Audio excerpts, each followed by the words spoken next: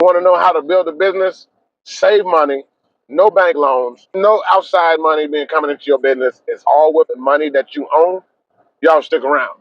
I'm going to tell you how you can take your grocery bill money and fund your own business.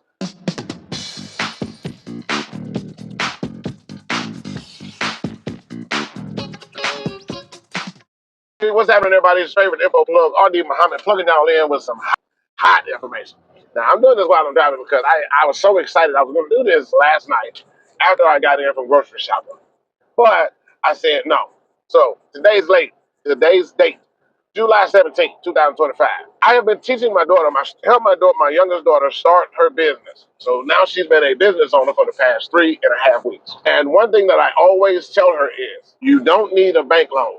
Like I tell all of my clients, you don't need a bank loan to fund and finance a business. You don't need really investors to fund and finance a business.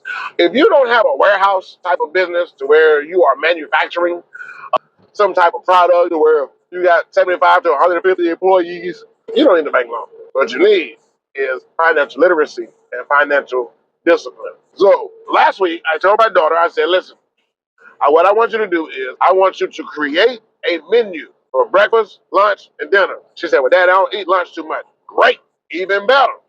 Said, do breakfast and supper. And I want you to write on that menu what you want to eat for those meals. I said, now here's the plan. We're only going to buy groceries that's on that menu. She said, how is that going to help me put money in my business? I said, the money that you're saving that you don't spend is going to go into your business. I said, you just watch. I said, how much do you think after she created the grocery list for the next 2 weeks? I said, how much do you think this is all going to cost? $70. All right, great. I'm going to show you how. So your budget is $70. So everything that you spend under $70 goes into your business.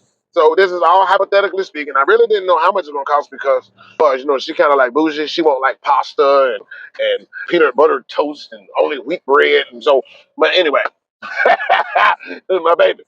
But so I went shopping yesterday and we only bought the menu list. So now this is where y'all save money at and you don't even know it. There was no cereal on that list. Oatmeal is cheaper than cereal. Plus it fills you up better than cereal. More healthier for you than cereal. Oatmeal is cheaper than cereal. Grits cheaper than cereal. Now some people don't like grits because it's made from corn and corn is hard for you to digest on your stomach. That's a topic for a different day.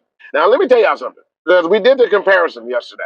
A box of oatmeal, a loaf of bread, and turkey bacon. Did y'all know that just those three items right there are cheaper than a box of Fruit Loops or Frosted Flakes? Bread and turkey bacon is cheaper than a box of Fruit Loops and Frosted Flakes. It's actually cheaper than a box of Kix, the cereal that nobody likes. Special K cheaper, Raisin Bran cheaper. Y'all see where I'm going with this. So she had on there fruit slices, apples, watermelon, cantaloupe. Now, that was all cool because there was no Pop Tarts on that list. There was no popcorn on that list. There wasn't any cereal on that list. No ramen noodles, no Velveeta, no macaroni and cheese, no macaroni.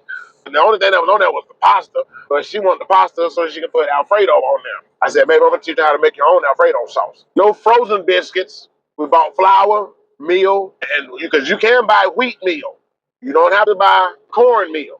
You can buy the wheat flour. Instead of buying refined sugar, we bought sugar cane. Hey, look, long story short, when I came in, I said, how much you say? How much was your budget for grocery shopping? She said, we said $70. And I showed her the receipt. I showed her the receipt, which was $48.39. Out of all of that stuff for the next 2 weeks of eating. Now, here's the funniest part, because I know a lot of people who are going to be watching this, they're going to have a whole lot of pushback. The Bible says that gluttony is a sin. Don't let your stomach become your God. The word gluttony is just an overindulgence. Most people relate that to food is supposed to be your healing. You have GMOs, genetically modified organisms. Fruit's supposed to have a seed. If your fruit don't have a seed, that's a GMO. You shouldn't have a seedless tomato.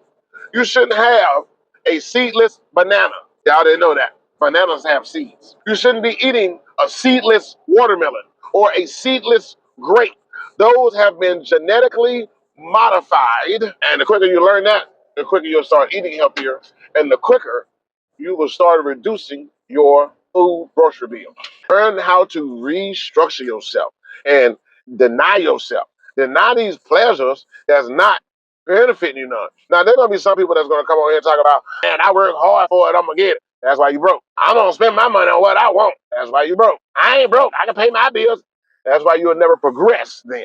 This is the difference between the haves and the have-nots. The haves have it because if it's not necessary to buy, don't buy it. It's the have-nots that be spending their money on stuff that they don't need, making the haves richer. That's the difference.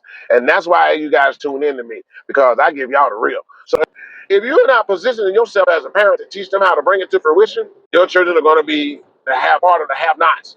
I'll see you guys on the other side. And if you listen to me, I'll be there waiting on you. Me and my two daughters. Peace.